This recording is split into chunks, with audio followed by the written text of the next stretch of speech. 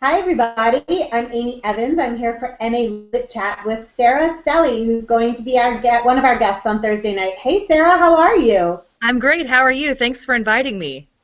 Thank you for coming. I got to hear Sara speak at Queen City IndieCon a few weeks ago, and she was so passionate about writing out of order. What books do you have out, and how did that change your life? Because I love the way you talked about it. Well, I have four books written, and the fourth one is coming out December 9th, and that is a new adult romance. It's about forbidden love. It's called Natural Love, and then I've got Prince Charming, The Undesirable, and The Palms. And the first two books, The Undesirable and The Palms, were not written out of order. They were written just in a traditional Word document. And then I discovered Scrivener, and I realized I could start writing out of order through that program, and that has changed my entire life. It sped up my writing. It sped up my creativity. It made me feel a lot more empowered as a writer.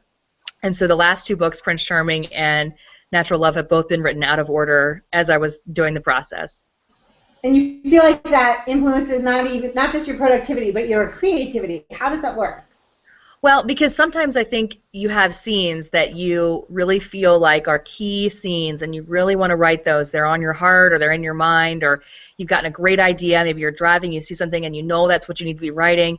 And if you're writing it out of order, if you're not in that area, if you're writing it rather in a traditional way, if you're not in that area of the manuscript, you can't really write it. So, or it makes it a lot harder. By writing out of order, you can sit there and jot down that scene and get all that passion out. And I've actually found that that helps me to cut down the fat of some of the other stuff, and I'm not, meandering off into these long trails down a part of the book that really wouldn't even be necessary in the end for the manuscript. Well, and I imagine that that is particularly helpful for our new adult audiences because as the category goes, they don't have a lot of time for fluff. They respond to books that are all action and all drama and move very quickly. So how does this make you love writing young adult, or how does this tie to new adult for you? Well, it made me more excited about the story, and that made me more, passionate about getting it finished and getting it ready to go, and that I think when you, as the author, start to really believe in what you're writing, then it's just going to come across completely to the reader, and they're going to feel more ready to go, and it helped the pacing so much. I mean, punch, punch, punch through the scenes, and that's exactly what, like you said, new adult readers really want.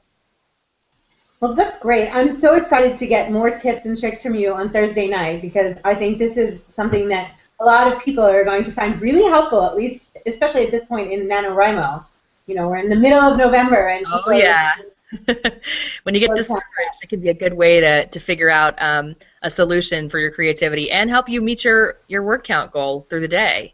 Absolutely. Well, thank you so much for talking to us. We will see you Thursday night, November 14th at 9 p.m.